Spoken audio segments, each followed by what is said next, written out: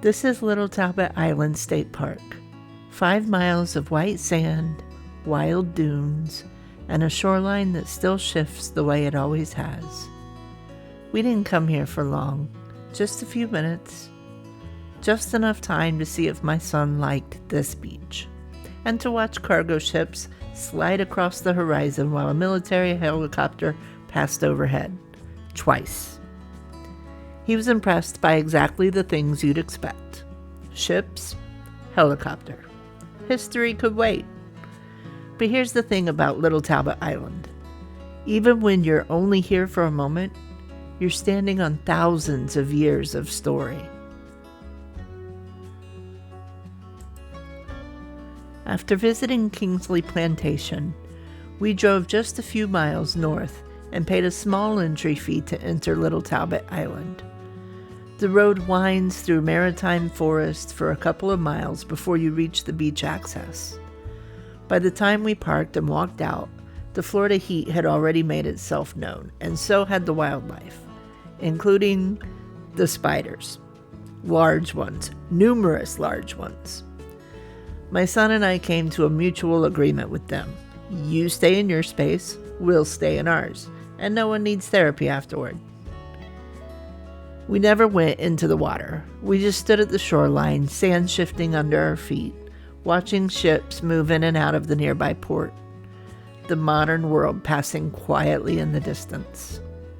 And without realizing it, we were standing on one of the oldest, continuously inhabited landscapes in Florida.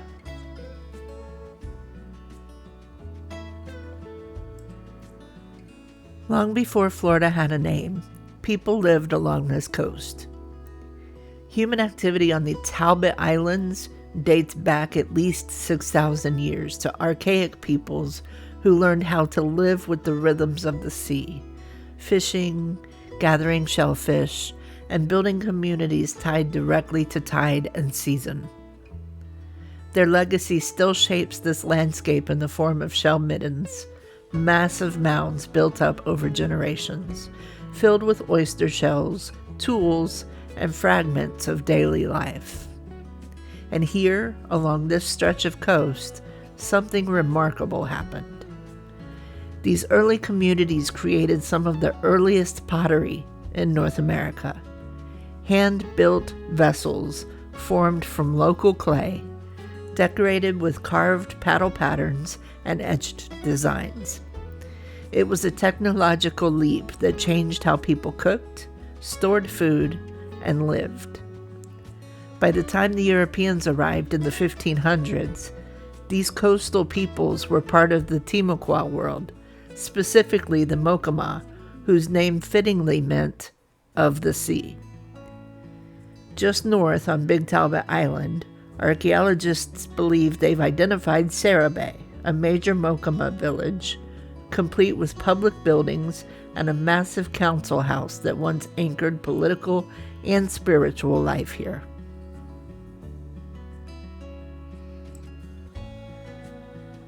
That world did not survive contact unchanged.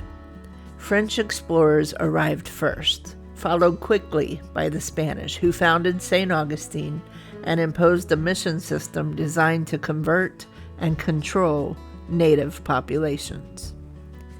Nearby missions like San Juan del Puerto became centers of cultural collision. Timucuan pottery buried alongside Spanish olive jars and religious artifacts.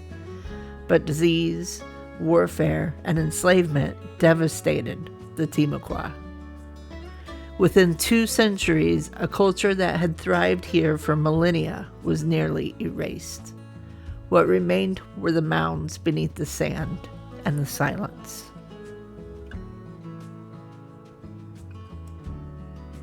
The islands shifted again during the plantation era. While neighboring islands were cleared for crops like cotton and sugar, Little Talbot was used mainly for grazing livestock.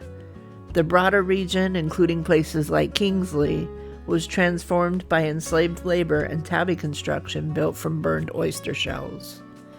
By the early 20th century, Florida stood at a crossroads: develop or preserve. And in a rare moment of foresight, Little Talbot Island was saved. In the early 1950s, it became one of Florida's first state parks dedicated to protecting an undeveloped barrier island, ensuring that this coastline would remain wild, shifting, and alive. Today, Little Talbot Island is still changing, just as it always has. The shoreline moves, dunes rise and fall, wind, tide, and time keep writing new chapters. And visitors, whether they stay all day or just a few minutes, become part of that story.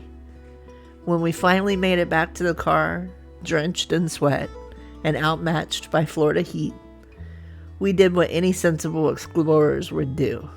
We retreated to air conditioning, sodas, ice cream, history lesson complete. Little Talbot Island doesn't demand your attention. It doesn't shout its history. It lets you stand quietly at the edge of the water, watching ships pass, spiders mind their business, and centuries blur together beneath your feet. Sometimes, the most powerful places aren't the ones you plan to stay longest. They're the ones that remind you how a small moment can still be part of something vast.